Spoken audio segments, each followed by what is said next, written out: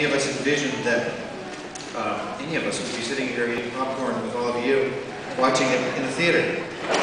So, I mean, what a joy.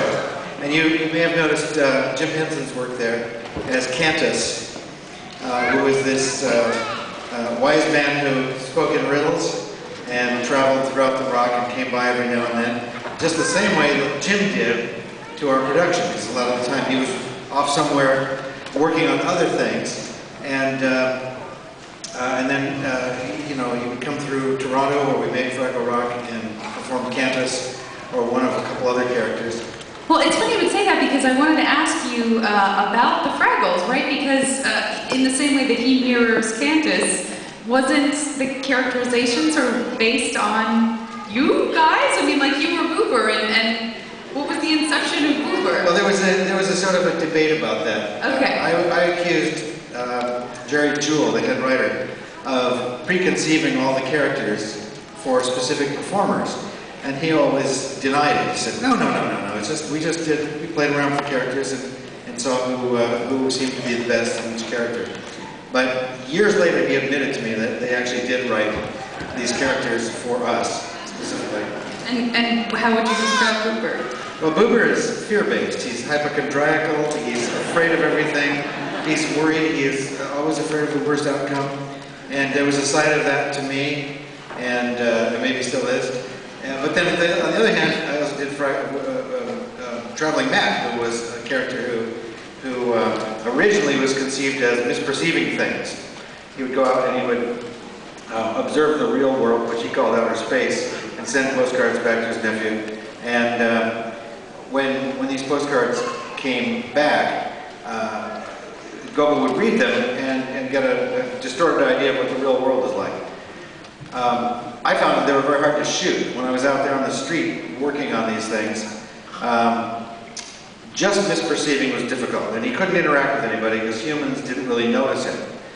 So I sort of invented a clumsiness to him, and then I invented an emotional flaw, which was that he denied everything. He would be thrown out of a building, and he would, in the postcard, write, "So I decided to leave."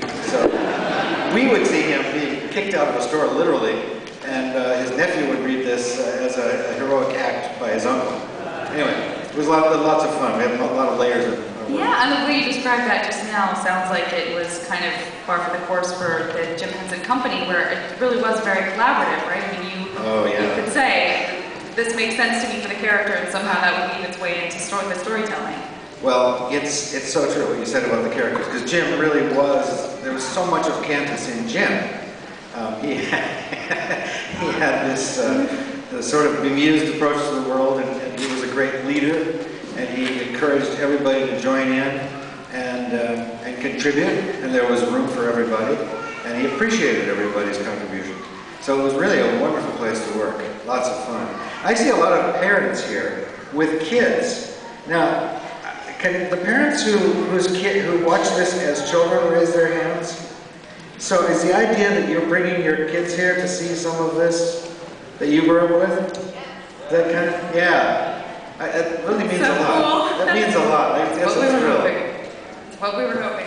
Why don't we move on to, unless there's anything else, we can talk with you guys if you have Fraggle questions in a second, but I'm going to move on to Emmett Otter to talk about that. If that sounds like that's cool with everybody. So Emmett Otter's Dr. May Christmas was originally Russell Hoban's children's storybook, right? Yeah, Lillian and Russell Hoban wrote the book as a children's book, and then it was adapted by Jerry Jewell for our special. And you guys shot that in Toronto too, right? Also we did, yes. That was before, that was 35 years ago actually that we did this next piece. And one of the reasons I was so excited about coming here today is that these two pieces that you're seeing, Fraggle Rock in general and Emmett Otter, are two out of my three very favorite projects ever. And we've done hundreds of things. But I love Fraggle for what it means about harmony, and what it means about friendship and respect for your environment. And I love Emmett Otter for what it means about family and love and the interrelatedness of life on a town along the river. And you guys built like how long was the river? I mean, the set is extraordinary. The river was 55 feet long. It took the entire width of the biggest stage at the studio we were shooting at, and it was an actual water-filled river. And there is a genius named Franz Fazekas, who we call Faz, who built the rowboat that Emmett paddles around in. And he also built a radio-controlled Emmett and a radio-controlled Mom. So they actually really rowed. And Faz was driving the boat. He was usually perched up on a ladder someplace. And so he could work this with radio control, and they could actually navigate around the river. So it was one of the things that was kind of striking about that for its time. And also, just there's so much different puppetry, right? I mean, there's hand puppetry, but there's also marionettes. We have marionettes, which we're not particularly good at. Never have been. But is there Boom Raku? I think maybe. There's like 5 different types of puppetry tucked in Yeah, there. I guess there is. But the thing about Fraggle is that it's relatively primitive. It's a simple piece, and it's not technologically advanced. But it is so heartfelt that its simplicity just, to me, makes it really work. Yeah. And it's one of the things everybody who's involved looks back upon it with great fondness. There was one thing, you know what, I gotta ask this question. Just because we're looking at, will you tell everybody the voices that you do in Amador? Oh, yeah. Well, actually, I should start with Fraggle. Yes, I'll do Fraggle. We acknowledge that you do Boober. I can do Boober, Traveling Man. He doesn't have the classic Muppet eyes. He has no eyes. You don't have to worry so much about making eye contact with the camera, I guess. Well, it also made it harder to make contact with the audience. Exactly. So the Boober, Traveling Man, Philo, who was a little pink rodentia on the trash heap, one of the 2 shills. And then the world's oldest Fraggle, Large Marvin, the world's fattest Fraggle. And there were several others that I did one-shot characters. And then in Amador, I did Wendell Porcupine, who was Emmett's best friend. And Catfish in the River Bottom Gang. He's the fish who is always in water. And, listen, you can boo that one if you know me. They are the villains. And that was actually kind of fun. You know, when we shot the rock number, I was sitting on a chair on a platform that was on a forklift truck. And there was a tank that was about this big around, filled with water, and it had cemented into it the arm from a scuba suit, you know, a wetsuit. And so I worked the catfish in the water there while sitting on this forklift truck. And I was very aware that if for some reason the guy on the forklift truck were to lower the platform or raise the platform that I was sitting on, my arm would be cut off. So I was a little nervous about that, but it worked out fine. And I did a couple other odds and ends in that show, but the main thing about it is that it's just such a lovely piece. It's such a beautiful story. And when you're doing, I'm sure you get asked this all the time, but when you have so many different characters that you're doing, what kind of time do you spend figuring out what the voice is going to sound like based on what the puppet looks like, or sometimes does the voice sort of beget the puppet? How does, in terms of that collaborative process? Well, that's a good question. When you're creating these characters, it starts with the body. Well, it starts with the concept of the character. So the way the character is conceived, you know, oftentimes by the writer, usually by the writer, but sometimes Jim, sometimes the workshop, sometimes the performer. But the way the character is conceived sort of dictates what it's going to look like, and that dictates how it's going to sound. And so, you know, you pick up a huge, big, fat puppet, and it may have a different kind of a voice than a little skinny one that's very tiny. So, you know, the puppet kind of tells you what it ought to sound like, and you can either go with that, or once in a while you go against it and do something that's opposite, which is kind of surprising. I love it. Hey, guys, should we do some questions from the audience? Do we have somebody out there with a microphone? Here we go. So just raise your hand if you have a question for Dave. Looks like we've got a couple right down in front. At least one, maybe a hand pushing the other hand to be raised.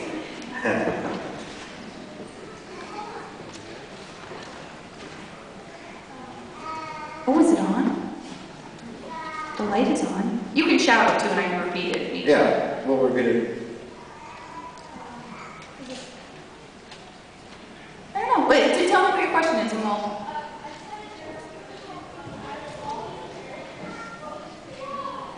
It says, out of all the characters, what was Dave's favorite to perform? I can't answer that. There are so many, and there's so much fun in each one, that there was a period where we were shifting around and doing all of our different character groups for a few years in the 80s. And you know, I'd do Fraggle Rock and I would really love that. I love doing Traveling Matt, I like Boober, I love Philo, love The World's Oldest Fraggle, I loved all those. And then all of a sudden we'd shoot something with Gonzo, and I loved the freedom of having Gonzo. So, thank you. And then in the 90s we went to Germany and did a television series called The Secret Life of Toys. And that show had a little tiger named Rugby Tiger, and he was very narcissistic and sort of self-centered, but in an innocent way that was kind of charming. And it was great fun to do because he was just so clueless about other characters. But each one of them has their flaw, and it's just fun to play with those flaws. Choosing among family members. You can't choose. Okay. Not that the family members are flawed, of course. Well, that's fair. Okay, so do you see another? I see lots of hands. Can't see anything. Let's make sure we get. There's somebody right there. Are we confirmed that the mic doesn't work? Can you hold it up just to make sure? Yeah, it works. Okay, so let's. Would you get a look at that?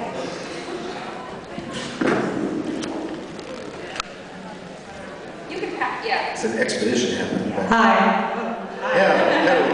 Hello. You said 2 out of 3 favorites. Emmett Otter and Fraggle. What was the third favorite? Oh, the third favorite of mine is The Muppet Christmas Carol. Really good.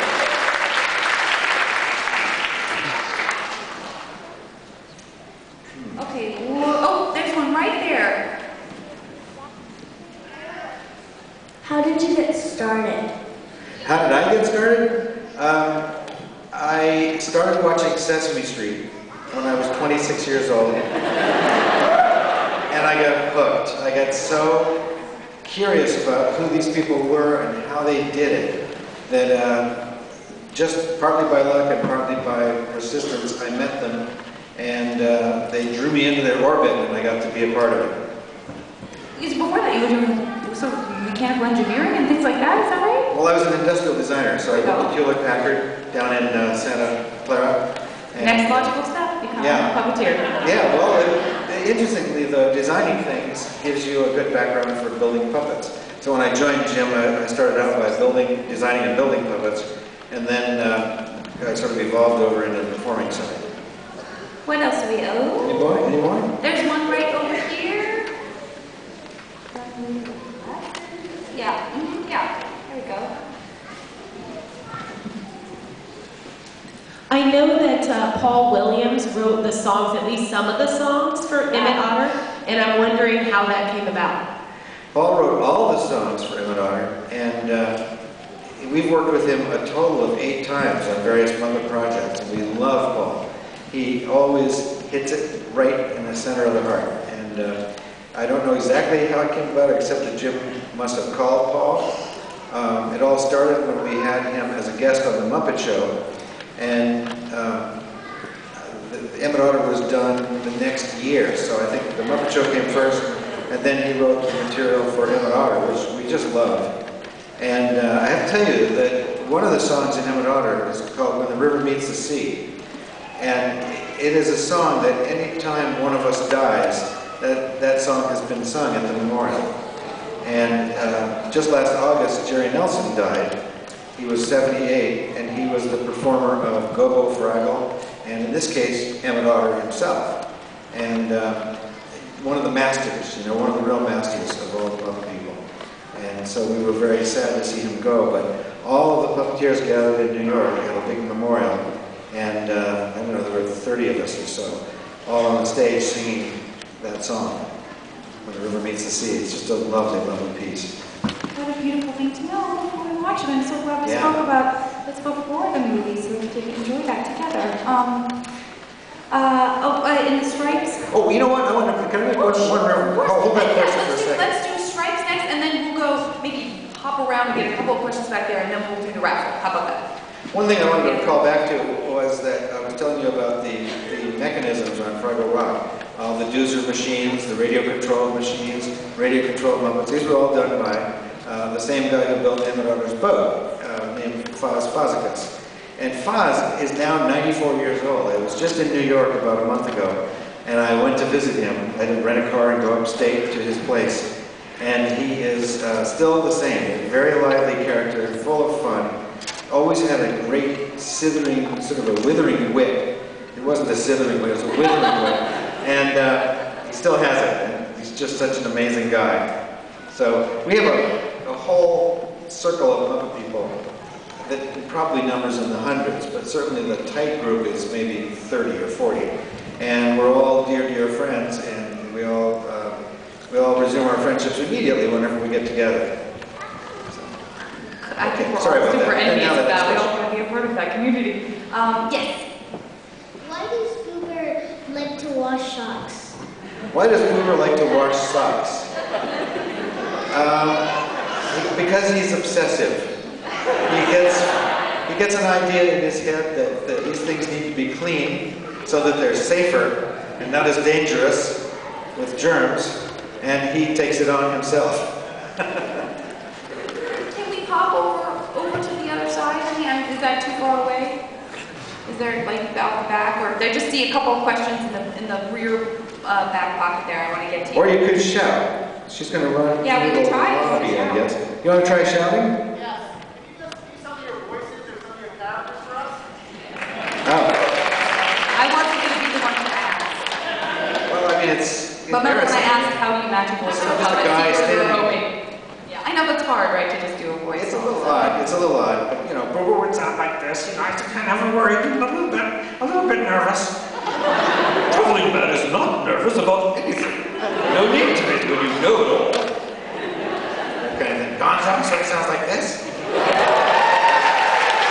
Speaking of, I'm not going to go for myself, but hopefully someone can go this way. Speaking of songs that go right to the heart, I'm going to go back there someday. It has to be like my favorite song of all time. So Oh, yeah. hearing that, That is. it's just waterworks. It's a every time. lovely song. I'll tell you, there's a product, I think you can still get it, made by AIX Records. It's a special little record company that does super high fidelity, what they call flat recording. All the music is recorded in concert halls with perfect acoustics, and then no audio processing is done. And Paul did one of these about, I don't know, 6 years ago or so. It's probably still available from AIX Records. And we sang a duet, he and Oh, I Gonzo have sang. a copy. I definitely You have a have copy it? of the song. I don't have the special. I just have a copy of that song. Oh yeah, we did a duet of, Yeah. of I'm Going Back There Someday. One of my It's favorites. Fantastic. Anybody else in the sort of back quadrant there? Or, otherwise, well. Okay, let's do that one, and then maybe while that's happening, we could get the raffle tickets standing by. Mhm. Awesome. Sure, shout it out. How do the sets work and how does their room for like bodies and arms and stuff? Oh, how do the sets work and how is there room for bodies and arms and stuff? Well, the sets are, when we're working with people, the sets are usually built up so that people walk on a floor that's about this high. And we stand on the ground, and by the time we put our arms up with the characters, they come to about here on the people. So that makes it easier for us to work because we can move around. We don't have our legs sticking out as if we, if we were on the floor. So we can get close together and have the characters look like they have a proper relationship. So even when we don't use humans, we still jack the sets up, and that creates the best working environment for us. Okay, guys, just so we can stay on schedule, because I know we have obviously Scrooged and Bad Santa coming up as well, and also because I'm just really excited to watch Emmett Honor on the big screen. Let's, what are we going to do the raffle? Dave, will you do the honor of picking one of the names of the pass holders? And if they're not here in this exact moment, then we'll all just be excited for them. It's a very tiny little piece of paper. Oh, that is. Should I read this? It is tiny. Sure. Terrell William. William Terrell. Terrell William Connell. Terrell, there you are. You just won yourself 10 French Fest tickets. That's a lot of shows, William. You're going to be so tired of us by the time you finish watching all those shows. Congratulations. I don't even know what the process is after this. Nikki will find this person between shows, and we'll make sure that we get all your information we got to take care of. I'm sure we already have your information, but if nothing else, we'll give you a big handshake, nay, a hug. Anything else we should say before we roll in? Jim Henson performed Doc Bullfrog, and he performed what was he? The Woodchuck. I forgot. No, not the Woodchuck. He was another one of Emmett's friends with the teeth. I guess he was like a beaver. Yeah, Yeah, and he's a lovely little character. Richard Hunt did one of Emmett's other friends, a little falsetto voice. And Frank Oz puppeteered Ma rather than did the voice. You know everything. That's very good. I'm impressed. We're nerds here. It's good. Well, yeah, Frank Oz performed Ma Otter, and her voice was replaced later by Marilyn Sokol, who is an actress who lives in New York but is not a puppeteer. So the idea always was to have a real female voice for Emmett's mom, and it worked out really, really well. Well, I think we should watch the film, and I'd go as far as to say let's dedicate this to the memory of Jerry Nelson. Yes, and her man Jerry.